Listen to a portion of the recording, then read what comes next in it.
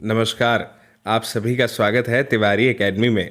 आज के इस वीडियो में हम बात करने वाले हैं कक्षा 6 यानी क्लास 6 में हिंदी विषय के अंतर्गत आने वाले अध्याय 4 की।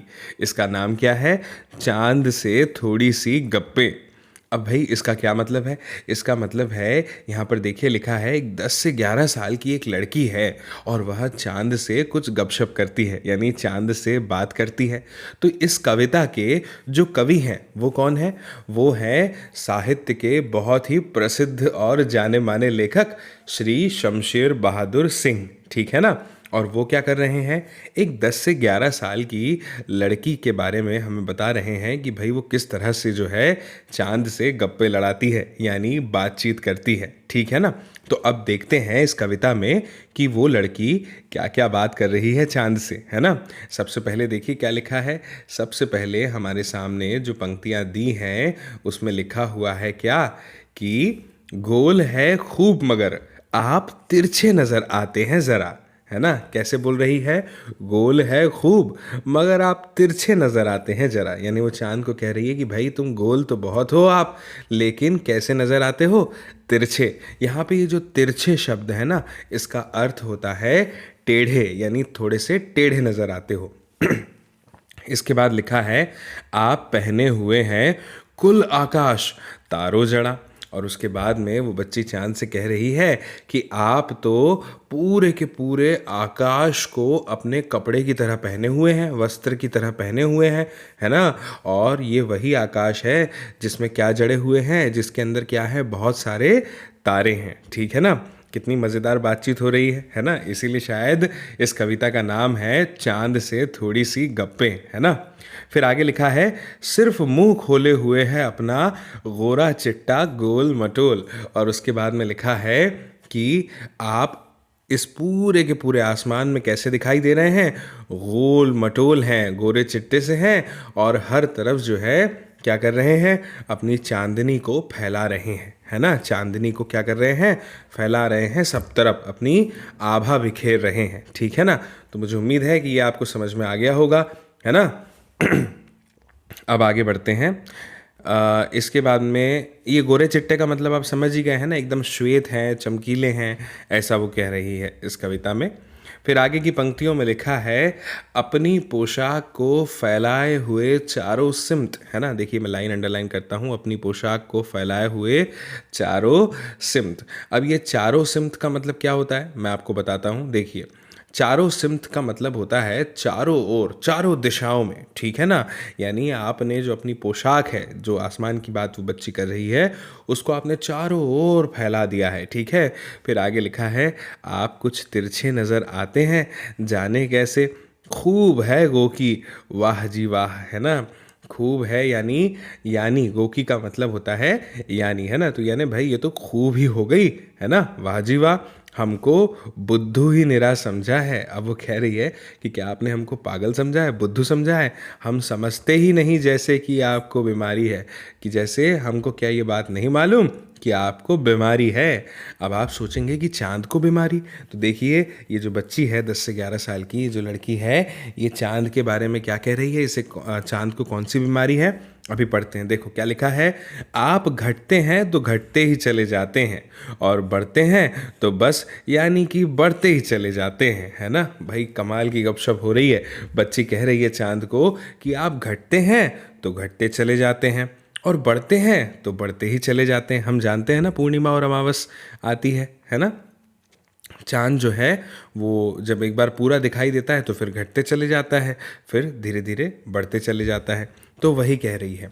और फिर कहती है, दम नहीं लेते हैं जब तक कि बिल्कुल ही गोल ना हो जाए, और आपको तब तक चैन नहीं आता, तब तक आप थकते नहीं, रुकते नहीं, जब तक कि आप पूरे गोल न हो जाए, बिल्कुल गोल। यह मर्ज़ आपका अच्छा ही नहीं होने में आता है ना। यानी यह मर्ज़ आपका अच्छा ही नहीं होने में आता है।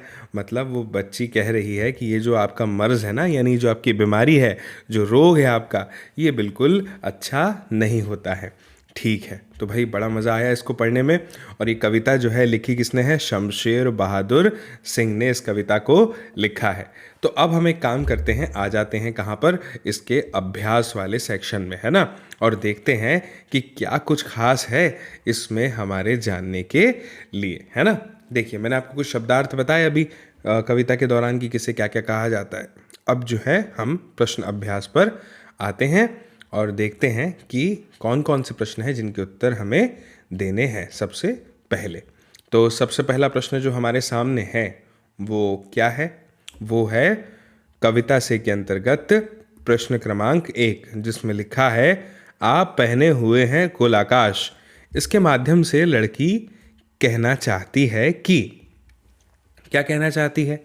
क नंबर पर दिया है चांद तारों से जड़ी हुई चादर ओढ़कर बैठा है, या ख चांद की पोशाक चारों दिशाओं में फैली हुई है। आप किसे सही मानते हैं, है ना।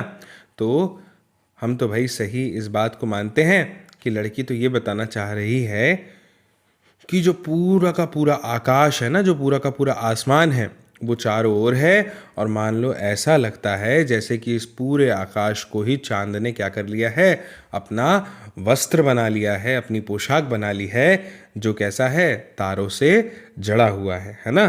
ठीक है, इसके बाद में आगे लिखा है कवि ने चांद से गप्पे किस दिन लगाई होंगी। इस कविता में आई बातों की मदद से अनुमान लगाओ और उसका कारण भी बताओ, है ना।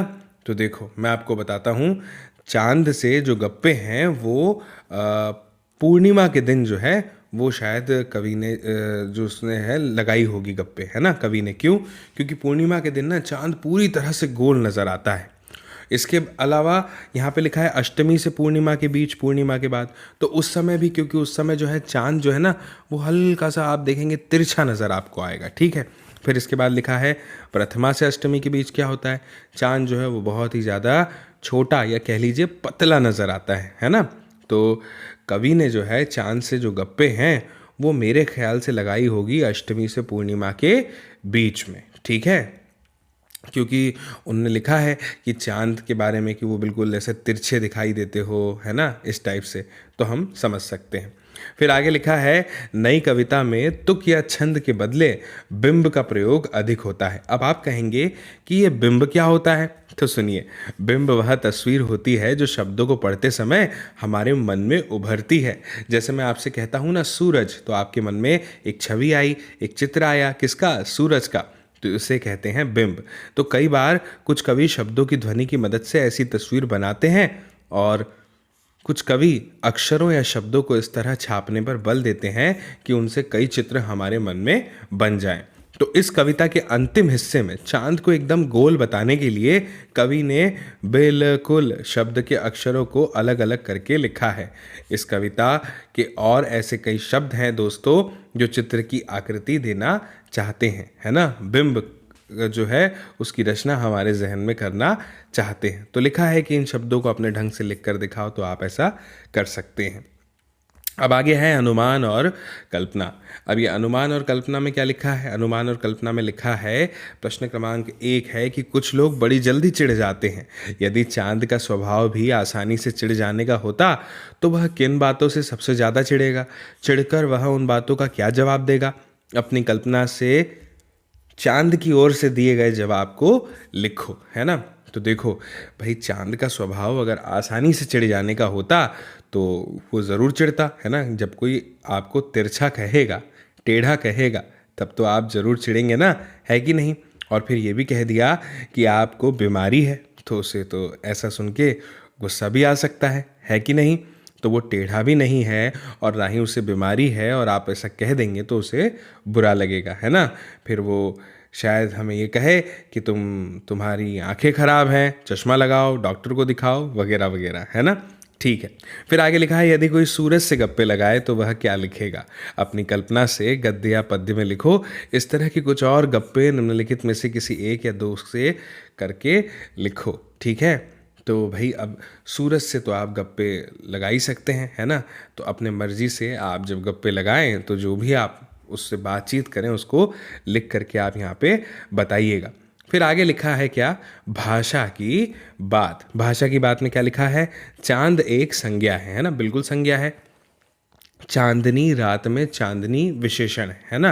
अब चांदनी जो है वो क्या है, विशेषण है, यानी विशेषता बता रहा है ये शब्द हमें, है ना, कि रोशनी कहाँ से आ रही है, चांद से। तो नीचे दिए गए विशेषणों को ध्यान से देखो और बताओ कि कौन सा प्रत्यय जुड़ने पर विशेषण बन रहे हैं। ठीक है, अभी देखते हैं, है ना, कौन सा प्रत्यय जुड़ने पर जो है विशेषण बनेंगे। तो यहाँ पे लिखा हुआ है गुलाबी पगड़ी, है ना, क्या लिखा हुआ है, गुलाबी पगड़ी। इसके बाद में क्या लिखा है, मखमली घास, कीमती गहने, ठंडी रात, जंगली फूल, कश्मीरी भाषा। इन सब में विशेषण क्या है, गुलाबी, मखमली, कीमती, ठंडी, जंगली, कश्मीरी। अब इनमें प्रत्यय क्या जुड़ा है, लास्ट में आप देख रहे हैं सब में ई है, ई मखमली, जंगली, कीमती, कश्मीरी, तो सब में ई आया है। तो ई प्रत्यय जुड़ने से ये सारे विशेषण जो हैं ये बने हुए हैं, ऐसा हम यहाँ पर कह सकते हैं। ठीक है, फिर आगे लिखा है क्या, आगे लिखा है गोल मटोल और गोरा चिट्टा। कविता में आए शब्दों के इन जोड़ों में अंतर क्या है कि चिट्टा का अर्थ सफ़ेद है और गोरा से ये मिलता जुलता है, जबकि मटोल अपने आप में कोई शब्द नहीं होता, यह शब्द दरअसल मोटे से बना हुआ है ना। ऐसे चार चार शब्द युग्म सोचकर लिखो और उनका क्या करो, फिर वाक्यों में प्रयोग करो, है ना।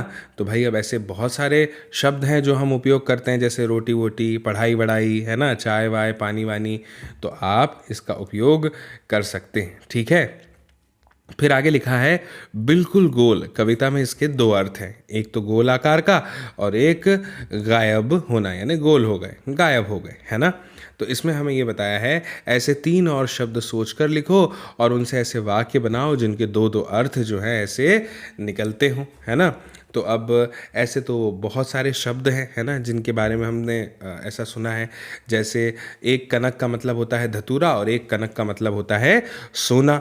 तो आप ऐसा लिख सकते हैं कि एक हार है जो कनक से बना हुआ है, कनक से बना हार मेरे पास है, और ऐसा लिख सकते हैं कि कनक जो है वो शिव को चढ़ाया जाता है ना। यानी एक में हमने सोने की बात करी जब हमने हार वाली बात कही, और जब हमने शिव को चढ़ाने की बात कही तो हमने धतूरे की बात यहाँ पर करी है। ठीक है ना।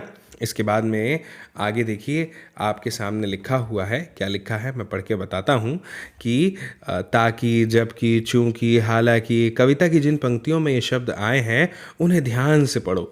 ये शब्द दो वाक्यों को जोड़ने का काम करते हैं।